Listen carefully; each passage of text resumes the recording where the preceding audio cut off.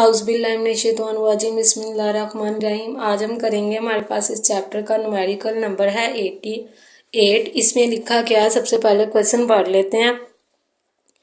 A firm purchase a second hand truck. एक firm ने purchase किया सेकेंड हैंड ट्रक, मतलब हमने परचेज किया सेकेंड हैंड ट्रक 50,000 का 1 जनवरी।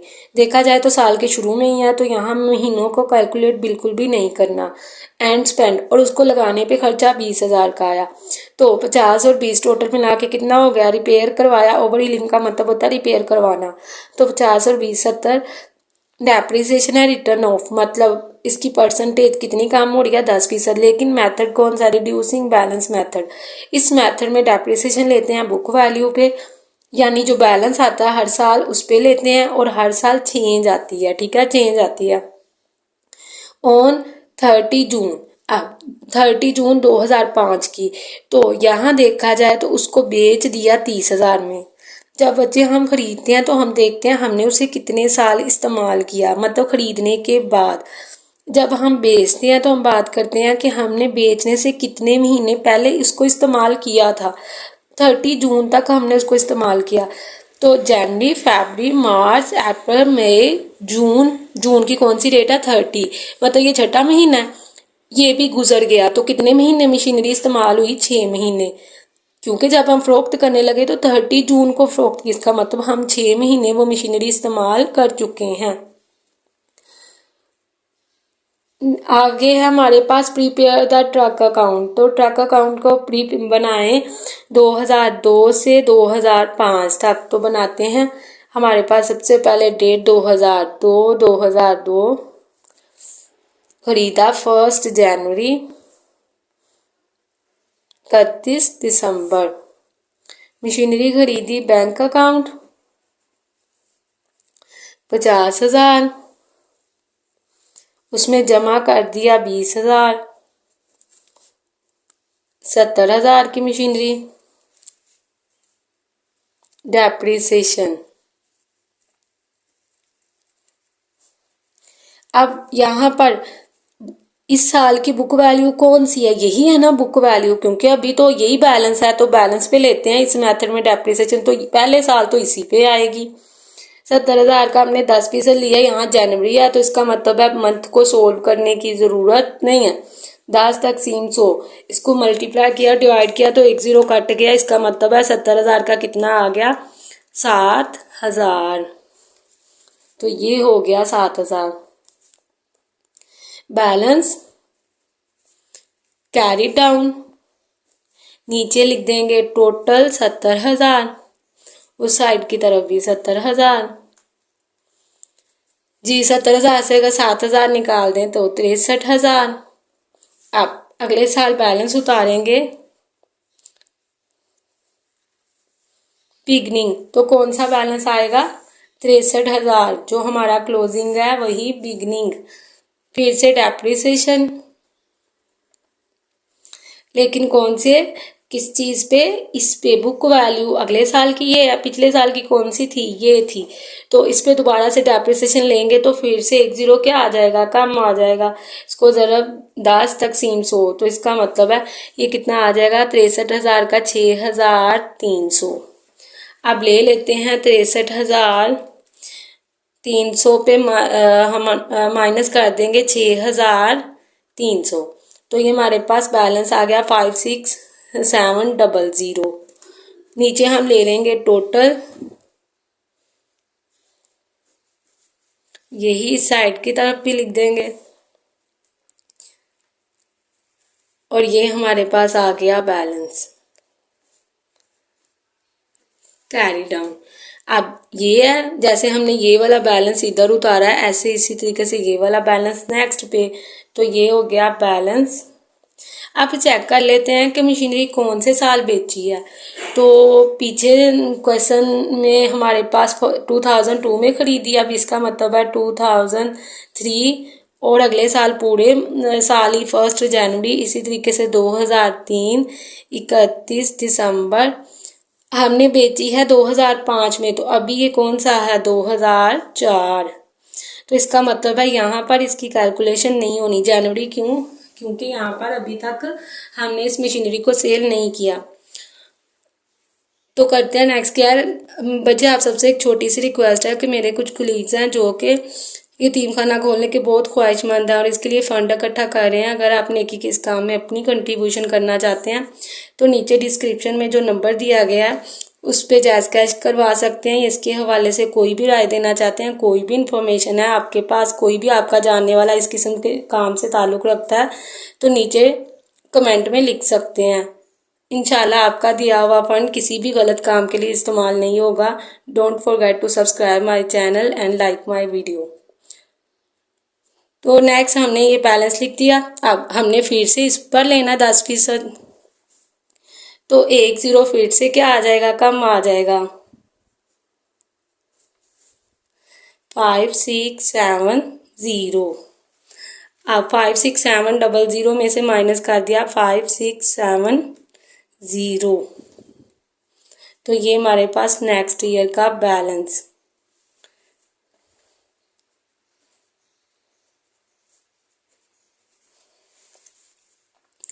डेट आएगी 2004 31 दिसंबर।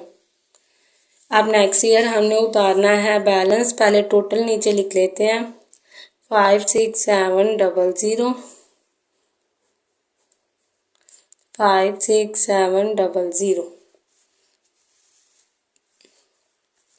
लास्ट ईयर बैलेंस की डेट पिछली ही 1 जनवरी साल 2000। अगला कौन सा है, 5। इसी तरीके से साइड की तरफ 2005। लेकिन बेचने की डेट 30 जून। 30 जून। ये हमारे पास जो क्लोजिंग बैलेंस है ये इसका बिगनिंग बैलेंस। अब फिर से इस पर लेनी है डेप्रिसिएशन, लेकिन इस पर बहुत ध्यान से लेनी है क्योंकि इस पर महीनों को भी हम चेक करेंगे। Multiply 10 divided by 100। जून को बेची तो देखा जाए 6 महीने हमने देखना बेची तो बेचने से पहले कितने महीने इस्तेमाल हुई, जनवरी फरवरी मार्च अप्रैल मई जून। जून की 30 ये भी गुजर गया।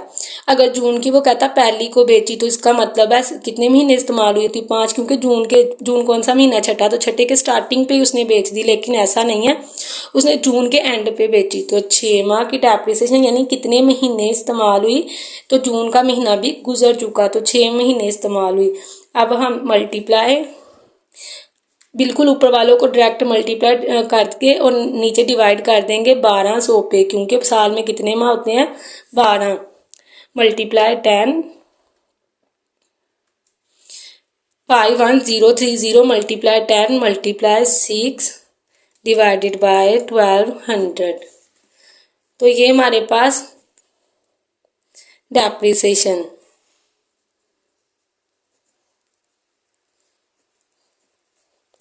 हमारे पास मशीनरी की डेप्रिसिएशन कितनी है, 2551.5।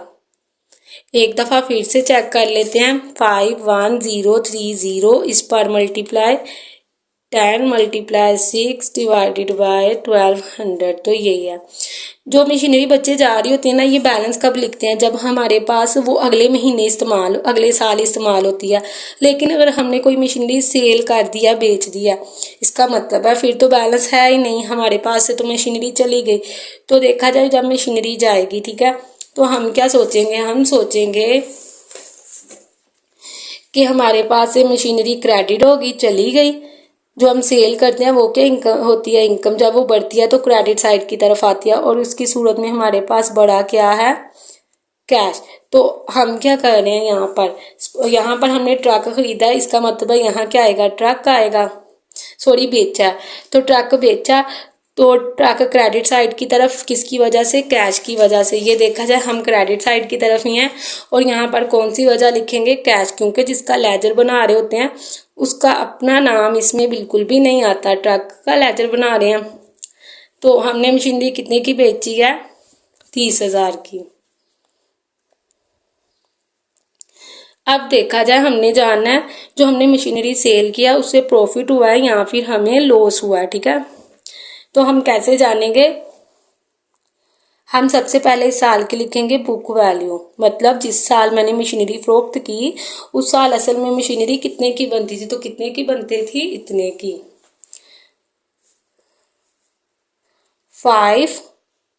5103 लेस कर देंगे इसमें से इस साल की डेप्रिसिएशन, मतलब जब हम मशीनरी को फरोख्त करने लगे थे वो 5130 की नहीं बनती थी, बल्कि उस साल भी कुछ महीने इस्तेमाल हुई थी, उसकी वैल्यू में इससे भी ज़्यादा कमी आ चुकी थी। तो कितनी आई थी ये चीज़, तो इसमें से इसको क्या कर देंगे, माइनस। सोचेंगे कि जब मशीनरी फरोख्त करने लगे थे तो वो 50 इतने की नहीं थी, बल्कि उसकी वैल्यू और भी कम थी, 1.5। अब हम इसमें से इसको माइनस कर देते हैं। 5103 0 - 2551.5, तो ये हमारे पास आ गई।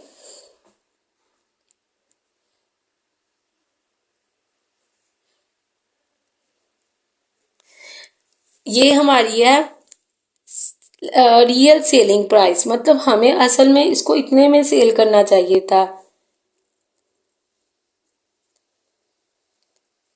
सेलिंग प्राइस हम ये भी कह सकते हैं रियल वैल्यू ऑफ एसेट्स, क्योंकि जब हम एसेट्स को फरोख्त करने लगे हैं तो इस वक्त रियल एसेट्स इतने का बनता है। ठीक है, अब हमारे पास ये निकला है। अब हम इसमें से लेस कर देंगे सेल प्रोसीड्स। सेल प्रोसीड्स मतलब वो कितने की बिकी, तो कितने की बिकी, 30,000 की। हालांकि हमें 48,000 और इस तरह से पैसे मिलने चाहिए थे, लेकिन हमें कितने मिल रहे हैं, 30,000। तो हमें देख के ही पता चल रहा है कि हमें नुकसान हो रहा है, हम इसमें से इसको भी माइनस कर देंगे। तो ये हमारे पास लॉस हो गया है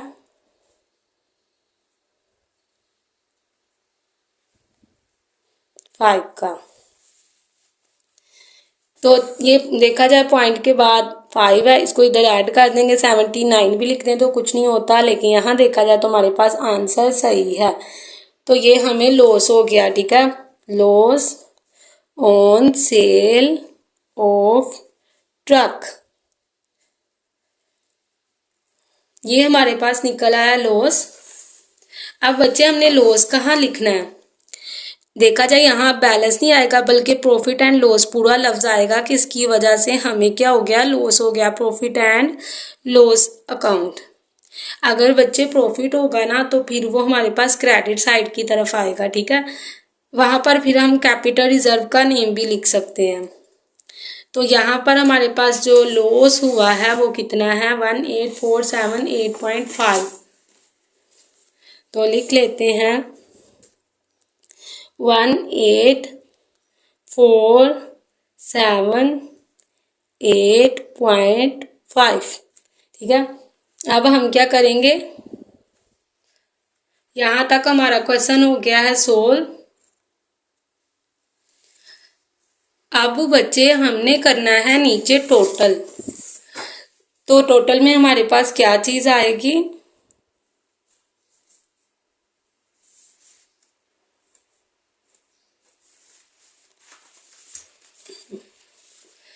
ये वाली दोनों तरफ लिखी जाएगी अमाउंट। तो हमने लिख दी 5103, इसी तरीके से यहाँ भी 51030। ठीक हो गया, 1030।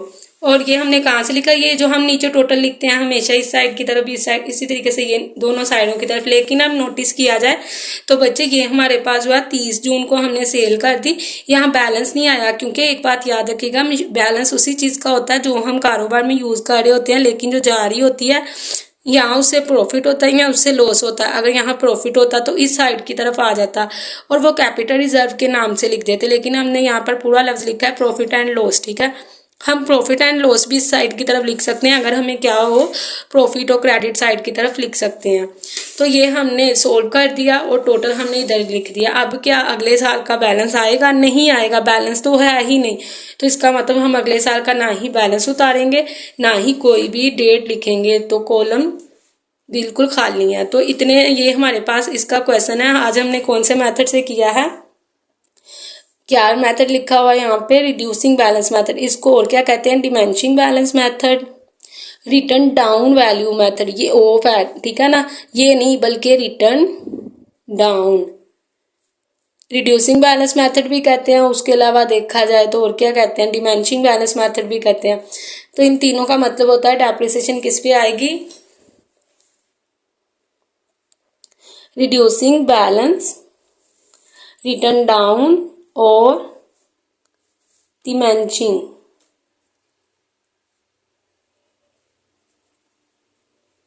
डिमेंशिंग बैलेंस, इन तीनों का मतलब है डेप्रिसिएशन बुक वैल्यू पे आएगी। मतलब हर साल चेंज होगी, जो बार बार नीचे बैलेंस उतरेगा उस पर आएगी।